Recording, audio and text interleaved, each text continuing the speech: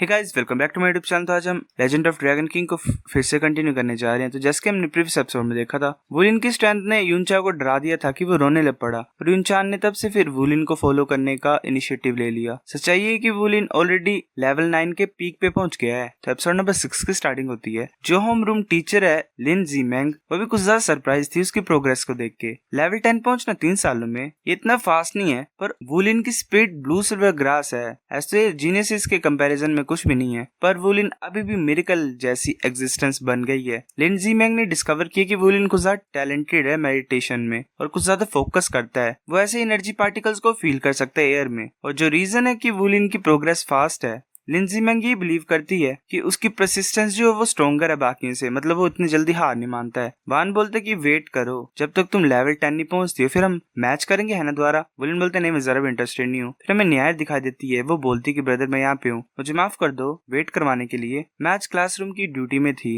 मैंने लॉलीपॉप खाना, चलो लॉलीपॉप खाने के लिए चलते हैं। वुलिन बोलते ठीक है हंसते हुए। 3 साल ऐसे पास हो गए थे, न्याय ज्यादा चेंज नहीं हुई थी, पर सबसे ज्यादा अजीब चीज ये थी कि उसका स्पिरिट एसेंस अभी भी अवेकन नहीं हुआ था। ये कुछ ज्यादा रेयर चीज है पूरे कॉन्टिनेंट में भी। तो इसलिए न्यायर नॉर्मल स्कूल में जाती है और वुलिन उसका हमेशा वेट करता है उसके स्कूल के गेट के बाहर। और ऑफ कोर्स ये सीन हमेशा होता है, तो लोगों को अब जरा भी स्ट्रेंज नहीं लगता है इनकी सिचुएशन। न्यायर कुछ ज्यादा ब्यूटीफुल है, इसकी वजह से उसके जो क्लासमेट्स थे, मतलब फीमेल क्लासमेट्स थी, वो कुछ ज्यादा जेलस फील करती थी, और जो मेल क्लासमेट्स थे वो कुछ ज्यादा क्यूरियस थे उसके लिए। इसी की वजह से वुलिन को ज्यादा फाइट करता था। एक टाइम पे कुछ ज्यादा लोगों ने उन्हें घेर के रखा हुआ था। वुलिन ने अपनी बॉडी को यूज किया न्यायर को प्रोटेक्ट करने के लिए, और उसकी वजह से उसे कुछ ज्यादा इंजरीज हुई। बाद में वुलिन ने उन लोगों को फाइंड किया और अपनी खुद की ताकत से उन्हें हरा दिया। उसने इतनी बुरी तरह से मारा उनको कि वो कुछ नहीं कर पा रहे थे, और ऊपर से वुलिन स्पिरिट मास्टर क्लास में था, उसे जरा भी पनिशमेंट नहीं मिली जो उसने किया। ऐसे में सीन दिखाया था वो मार रहा होता है, जो गैंगस्टर होता है वो बोलता है मुझे माफ कर दो मैं कभी नहीं करूंगा, बाकी भाग रहे होते हैं। और बात यही कि इसी फाइट की वजह से वुलिन को ज्यादा फेमस हो गया। फिर होंगशान एकेडमी में किसी की भी हिम्मत नहीं थी न्यायर को बुली करने के लिए। वुलिन न्यायर को हमेशा से घर लेके जाता था। ऑफ कोर्स वो न्यायर को काफी ज्यादा फूड बाय करके देता था। फिर उसके बाद वो मैंगटियन के घर पे जाता था।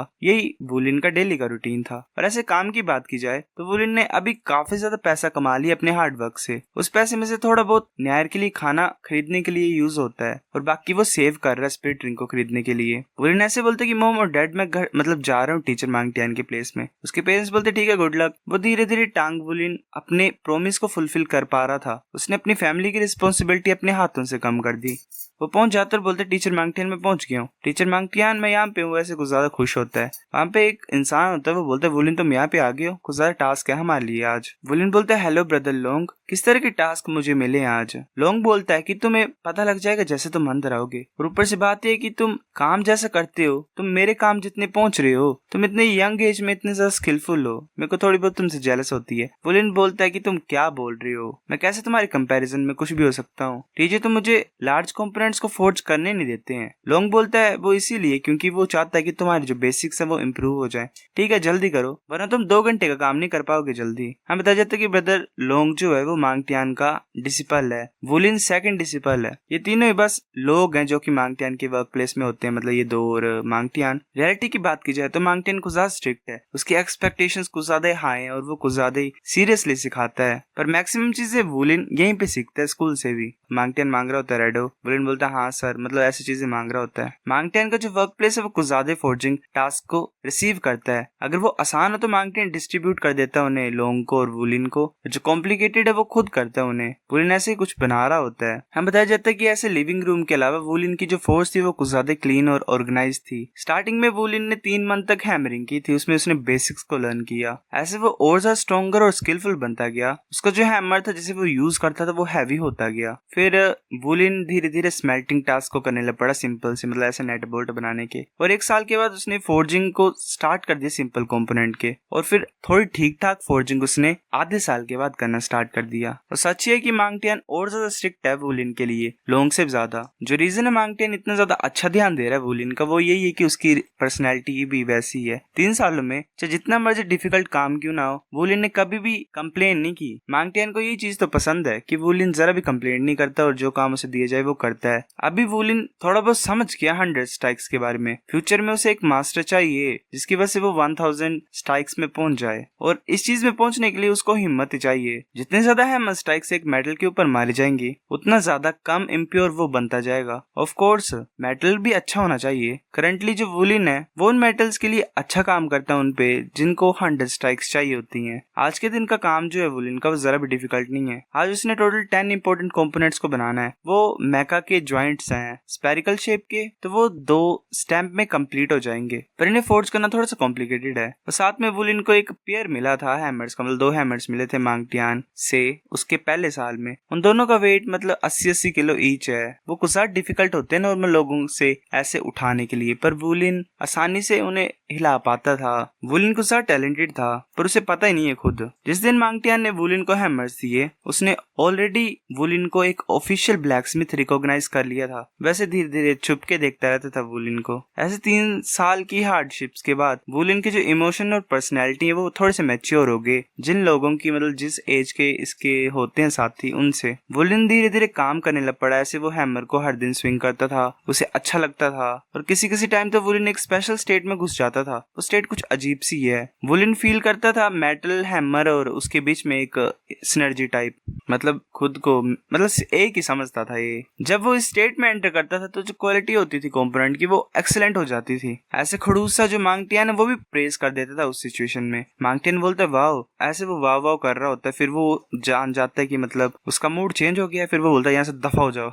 वुलिन वहां चल जाता है यस सर बोल के। वुलिन देख रहा था छुप के, मांगटियान फिर से वाव वाव करने लग पड़ता है। इस तरह से 9 साल का वुलिन हर दिन हार्ड वर्क को फेस करता था। उसकी जो मेहनत थी 3 साल की उसने जरा भी बिट्रे नहीं किया वुलिन को। वुलिन ऐसे घर जा रहा होता है, बोलता है गुड बाय टीचर मांगटियान, मैं घर जा रहा हूँ। मांगटियान सोच रहा होता है कि ये शर्म की बात है कि इसकी स्पिरिट एसेंस जो वो सिर्फ ब्लू सिल्वर ग्रास है। अगर वो कोई और स्पिरिट होती तो अच्छा होता, पर चलो मैं लकी हूँ एक तरह से क्योंकि ये बच्चा फोर्जिंग में अच्छा है। इसका टैलेंट काफी है मेरे टाइटल को इनहेरिट करने के लिए। फिर ऐसे हमें बताया जाता है वुलिन कुछ खुश होता है, उसने कुछ पैसा इकट्ठा कर लिया होता है। वो बोलता है 29,885, 29,930, ऐसे 29,995, 30,000। फाइनली मैंने 30,000 यूनियन कॉइन्स को सेव कर लिया। वो कुछ खुश होता है। उसका बाद बोलता है हाँ क्या तुम इतना हैप्पी कैसे हो सकते हो? वुलिन बोलता है मैंने फाइनली 30,000 यूनियन कॉइन्स को सेव कर लिया अपनी स्पिरिट के लिए। उसका फादर हैरान हो के बोलता है क्या 30,000 यूनियन कॉइन्स? तुमने 30,000 यूनियन कॉइन्स को खुद ब खुद सेव कर लिया और कमाया? वुलिन बोलता हाँ मैंने कुछ सेव कर लिया है, मेंशन मत करो, मैं हार्ड वर्क, मैंने बोला था मैं हार्ड वर्क करूंगा अपनी फैमिली के स्ट्रेस को रिलीव करने के लिए। उसका फादर और मदर ऐसे रोने लग पड़ते खुशी से और सोच रहे होते हैं कि इसकी मैच्योरिटी से तो हम कुछ ज्यादा ही टच्ड हैं एक तरह से। इसकी मैच्योरिटी कुछ ज्यादा ब्राइट है कि हम अपनी आंखें भी नहीं खोल पा रहे हैं। वैसे भागते हुए जा रहा होता है, बोलते हैं मैं कुछ ज्यादा थक गया, मैं कुछ ज्यादा थक गया हूँ, मैं सोने के लिए जा रहा हूँ। फादर बोलते हैं वेट तुम अलाउडेड नहीं हो, अब तुम 10 साल के हो गए, तुम न्याय के साथ नहीं सो सकते हो, तुम साथ में नहीं सोओगे फ्यूचर में। उसकी मदर बोलती हाँ अब तुम बड़े हो गए हो तो चीजें सही नहीं होंगी। वुलिन हैरान होकर बोलता है क्या ये क्या बोल रहे तुम, हम हमेशा साथ में सोते थे। उसके पेरेंट्स बोलते हैं नो मीन्स नो। फिर ऐसे हम न्याय दिखाई देती है, वो सोई होती है, वो कुछ फील कर रही होती है डिफरेंट एनर्जीज को। ऐसे मूनलाइट में एक फेंट सी